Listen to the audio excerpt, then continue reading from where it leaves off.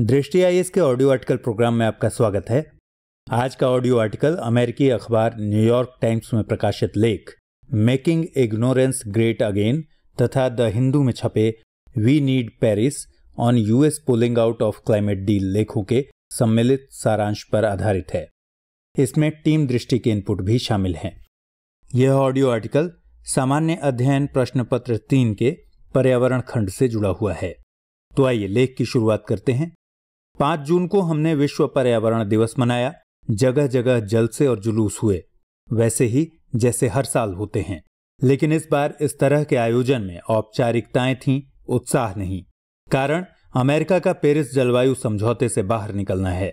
दिसंबर 2015 में हुए पेरिस पर्यावरण समझौते ने यह आश्वासन दिया था कि दुनिया की सभी बड़ी ताकतें, यहां तक कि छोटे छोटे देश भी तपती धरती पर राहत की छींटें डालने के लिए कमर कस रहे हैं। इस समझौते में एक तरफ अगर अमेरिका, चीन, यूरोपीय संघ और भारत जैसे देश थे, तो दूसरी तरफ सीरिया और निकारागुआ जैसे छोटे देश भी थे। लेकिन आज अचानक ही अमेरिकी राष्ट्रपति डोनाल्ड ट्रंप ने यह उम्मीद तोड़ दी। उन्होंने पेरिस पर्यावरण समझौते से अमेरिका को अलग करने की घोषणा की तो 1.5 साल पुराने पर्यावरण समझौते पर ही आशंका के बादल नहीं मंडराए, बल्कि 2 दशक से ज्यादा के राजनीतिक प्रयासों का वह सिलसिला भी खतरे में पड़ गया जिसने ऐसे किसी समझौते तक पहुंचने के लिए एड़ी चोटी का जोर लगा दिया था। बेशक अमेरिका के अलग हो जाने से यह समझौता खत्म नहीं हुआ है। इससे जुड़े बाकी सभी देश अपने संकल्प दोहरा रहे हैं। लेकिन यह भी सच है कि अमेरिका के अलग हो जाने के बाद पेरिस समझौता अब पहले जैसा नहीं रहेगा। इसलिए सवाल उठता है कि यह पेरिस जलवायु परिवर्तन समझौता क्या है, अमेरिका के इससे हटने की वजह और मायने क्या हैं, तथा भारत जैसे देशों के लिए इस संदर्भ में आगे की राह क्या होगी। पेरिस समझौता 2016 जलवायु परिवर्तन की क्रमिक चिंताओं का परिणाम है। इतिहास के पन्नों में यदि झांकें तो जलवायु परिवर्तन पर लगाम लगाने के लिए सबसे पहले 1992 में रियो डी जेनेरियो में संयुक्त राष्ट्र संघ द्वारा पृथ्वी सम्मेलन का आयोजन किया गया। इसके बाद ग्लोबल वार्मिंग के खतरों से निपटने की दिशा में पहला निर्णायक कदम 1997 में हुआ क्योटो प्रोटोकॉल है। क्योटो प्रोटोकॉल के बाद भी जलवायु परिवर्तन पर एक समझौते की जरूरत बनी रही, खासकर कार्बन के उत्सर्जन को कम करने को लेकर, क्योंकि कार्बन जनित गैसों का हिस्सा ही ग्रीन हाउस गैसों में सबसे अधिक है। Carbon dioxide, methane, ozone, carbon monoxide, nitrous oxide आदि ग्रीन हाउस गैसें हैं। दिसंबर 2015 में पेरिस में हुई COP की 21वीं बैठक में कार्बन उत्सर्जन में कटौती के जरिए वैश्विक तापमान में वृद्धि को 2 डिग्री सेल्सियस के अंदर सीमित रखने और 1.5 डिग्री सेल्सियस के आदर्श लक्ष्य को लेकर एक व्यापक सहमति बनी थी। इस बैठक के बाद सामने आए 18 पन्नों के दस्तावेज को COP 21 समझौता या पेरिस समझौता कहा जाता है। अक्टूबर 2016 तक 191 सदस्य देश इस समझौते पर हस्ताक्षर कर चुके थे। आगे चलकर अमेरिका और चीन ने भी इस समझौते को अपनी सहमति प्रदान की। इस समझौते के तहत सभी सदस्य देशों को अपने कार्बन उत्सर्जन में कमी लानी थी। लेकिन यह समझौता विकसित और विकासशील देशों पर एक समान नहीं लागू किया जा सकता था। इसे कॉमन बट डिफरेंशिएट रिस्पॉन्सिबिलिटी कहा जाता है। इस समझौते में विकासशील देशों के लिए कार्बन उत्सर्जन में कमी लाने के लिए आर्थिक सहायता और कई तरह की छूटों का प्रावधान किया गया है। यह छूट भारत, चीन समेत समस्त विकासशील देशों के लिए है, क्योंकि कार्बन उत्सर्जन में उनकी भागीदारी विकसित देशों की अपेक्षा बहुत कम रही है। इस प्रकार जलवायु परिवर्तन के खतरों से निपटने के लिए पेरिस समझौता एक मील का पत्थर है।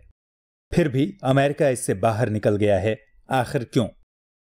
सबसे पहले यह जानने की जरूरत है कि हमेशा से अमेरिका का यह चरित्र रहा है कि वह आर्थिक क्षति की कीमत पर किसी भी बाध्यकारी कानून को मानने को तैयार नहीं होता।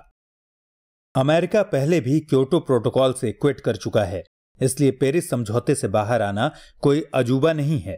हाँ, यदि इसके पीछे के कारण को देखते हैं तो अमेरिका के गवर्नमेंट पब्लिशिंग ऑफिस यानी GPO के अनुसार पेरिस समझौते से अर्थव्यवस्था को होने वाले नुकसान, बेरोजगारों की बढ़ती संख्या और अमेरिकी संप्रभुता पर बढ़ते दबाव के कारण अमेरिका इस एग्रीमेंट से अलग हुआ है। डोनाल्ड ट्रंप का कहना है कि इससे अमेरिकी अर्थव्यवस्था को नुकसान पहुंच रहा है। यानी बात जब अर्थव्यवस्था और पर्यावरण की आई तो उन्होंने अर्थव्यवस्था को चुना। बाकी देश भी यही सोचते तो शायद यह समझौता होता भी नहीं। वैसे यह भी कहा जा रहा है कि यह सब अमेरिकी पेट्रोलियम कंपनियों के दबाव में किया गया है। ट्रंप का कहना है कि इस समझौते से भारत और चीन को अनुचित लाभ मिल रहा है। खासकर भारत को लेकर वे ज्यादा ही आक्रामक रहे। उन्होंने कहा कि भारत दुनिया का सबसे बड़ा प्रदूषण करने वाला देश है और वह अपने कोयला उत्पादन को दुगना करने जा रहा है, जबकि हमसे यह उम्मीद की जा रही है कि हम उसे कम करें। ट्रंप का यह भाषण उनके ज्यादातर पिछले भाषणों की तरह ही गलत धारणाओं पर आधारित था। दुनिया में सबसे बड़ा प्रदूषण फैलाने वाला देश चीन है और उसके बाद खुद उन्हीं के देश अमेरिका का नंबर आता है। तीसरे नंबर पर यूरोपीय संघ है और चौथे नंबर पर भारत है। चीन ही नहीं, अमेरिका को भी देखें तो भारत बहुत पीछे है। प्रति व्यक्ति प्रदूषण के हिसाब से देखें तो भारत इस फेहरिस्त के सबसे पीछे वाले देशों में ही दिखाई देगा। इस समझौते से पीछे हटने का एक कारण यह भी बताया गया कि संयुक्त राष्ट्र की हरित जलवायु निधि के रूप में अमेरिका को $3 बिलियन खर्च विकासशील देशों को देना पड़ता, जिसे बचाना ट्रंप का उद्देश्य है। इसीलिए अमेरिका इस समझौते से बाहर हो रहा है। हालांकि गूगल और फेसबुक जैसी अमेरिकी कंपनियों ने ट्रंप के फैसले का विरोध किया है। कैलिफोर्निया जैसे राज्य ने भी पर्यावरण सुरक्षा को लेकर प्रतिबद्धता दर्शाई है। एप्पल और टेस्ला जैसी कंपनियों ने भी आगामी भविष्य में ग्रीन रेवोल्यूशन में इनोवेशन के जरिए रोजगार वृद्धि और जीवाश्म ईंधन पर निर्भरता कम करने की बात की है। यानी इस फैसले का बाकी दुनिया से ज्यादा खुद अमेरिका में ही विरोध हो रहा है। नोबेल पुरस्कार विजेता पॉल क्रुगमैन ने न्यूयॉर्क टाइम्स में लिखे अपने आर्टिकल में ट्रंप के इस फैसले को अज्ञानता को महान बनाने वाला बताया। कहने का मतलब कि अमेरिका इस समझौते से बाहर तो हो रहा है, लेकिन न सिर्फ पूरी दुनिया में बल्कि अपने देश में भी अपनी वैधता खोते जा रहा है। ट्रंप के इस फैसले से ग्लोबल लीडर होने की अमेरिका की छवि पर बट्टा लगता जा रहा है। यदि ट्रंप के इस फैसले से भारत पर पड़ने वाले प्रभाव के लिहाज से बात करें तो इस संदर्भ में ट्रंप का भारत को लेकर दिया गया बयान बिल्कुल अनुचित है। यह भारत अमेरिका द्विपक्षीय संबंधों को नकारात्मक रूप से प्रभावित करने वाला है। अपने बड़बोलेपन में उन्होंने भारत को लपेट तो लिया, लेकिन इसमें कोई सच्चाई नहीं है। पहली बात यह कि भारत ने अपनी कई कोल परियोजनाओं को रद्द कर दिया है। दूसरी बात कि पेरिस समझौते में भारत ने प्रदूषण कटौती का जो वायदा किया था वह उससे कहीं ज्यादा करने जा रहा है। भारत 2030 तक 35% कार्बन उत्सर्जन को कम करने की दिशा में अग्रसर है। साथ ही 175 गीगावाट के नवीकरणीय ऊर्जा स्रोतों के विकास के लिए भारत संकल्पित है। फिर अगर सवाल भारत को दी जाने वाली रियायत के संदर्भ में है तो हमें यह नहीं भूलना चाहिए कि विकसित देशों की जनसंख्या विश्व जनसंख्या की 22% है, जबकि वे 88% प्राकृतिक संसाधनों तथा 73% ऊर्जा का इस्तेमाल करते हैं। साथ ही विश्व की 85% आय पर उनका नियंत्रण है। दूसरी ओर विकासशील देशों की जनसंख्या विश्व की जनसंख्या का 78% है, जबकि वे केवल 12% प्राकृतिक संसाधनों तथा 27% ऊर्जा का ही इस्तेमाल करते हैं। उनकी आय विश्व की आय का सिर्फ 15% है। अमेरिका जैसे देशों की जितनी आबादी है उतनी आबादी भारत के केवल एक राज्य उत्तर प्रदेश की है। भारत आबादी के मामले में खुद में 9-10 अमेरिका समेटे हुए है। ऐसी परिस्थिति में भारत की ऊर्जा जरूरत और अपने लोगों की अपेक्षाओं को पूरा करने के लिए रियायत की जरूरत स्वाभाविक है। इसमें न सिर्फ भारत बल्कि अधिकांश विकासशील देश को इस संदर्भ में रियायत मिलना लाजमी है। इसलिए प्राप्त रियायत के बारे में भारत पर उंगली उठाना जायज नहीं कहा जा सकता। जहां तक बात है भारत के लिए आगे की राह की, तो भारत इस मामले में विभिन्न कदम उठा सकता है। जैसे जर्मनी, रूस, स्पेन आदि यूरोपीय देशों की यात्रा में जिस प्रकार से प्रधानमंत्री ने पेरिस समझौते के प्रति संकल्प दोहराया और विश्व के नेताओं का आह्वान किया, उसी प्रकार अन्य वैश्विक मंचों पर भी भारत इस मुद्दे को उठाकर वैश्विक सहमति बनाए रखने में महत्वपूर्ण भूमिका निभा सकता है। सौर ऊर्जा, जल ऊर्जा, वायु ऊर्जा आदि नवीकरणीय ऊर्जा स्रोतों को बढ़ावा देने का भरपूर प्रयास करते हुए स्वच्छ ऊर्जा की प्राप्ति की दिशा में अग्रसर हो सकता है।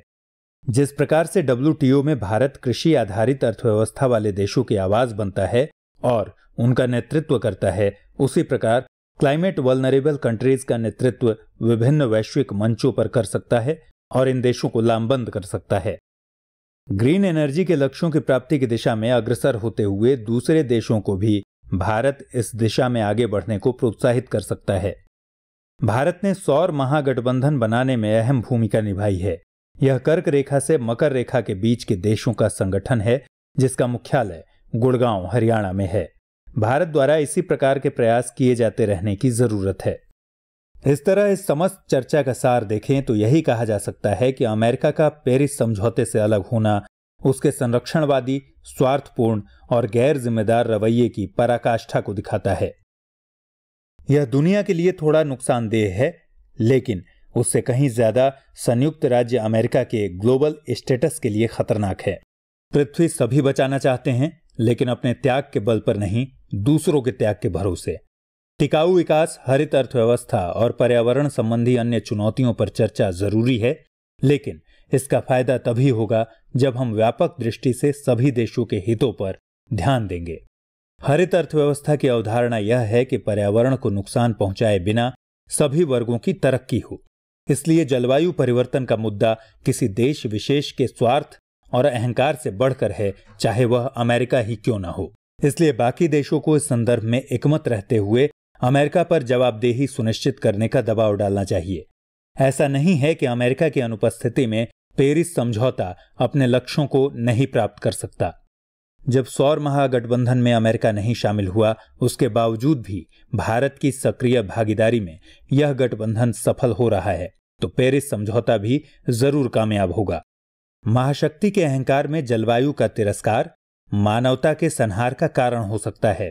इसलिए विश्व समुदाय को इस दिशा में सचेत और सशक्त बने रहने की आवश्यकता है। आइए अब तुरंत नोट कर लीजिए इस आर्टिकल से जुड़ा हुआ क्या सवाल बनता है।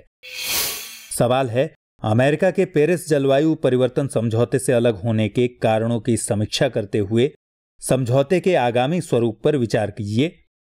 भारत जैसे देशों पर इसका क्या प्रभाव पड़ेगा तथा भारत को इससे निपटने के लिए क्या उपाय अपनाने चाहिए, वर्णन कीजिए। अगर आप दृष्टि आईएएस के प्रीलिम्स क्विज और ऑडियो आर्टिकल के लेटेस्ट एपिसोड को सुनना और देखना चाहते हैं तो हमारा YouTube चैनल सब्सक्राइब करना न भूलें।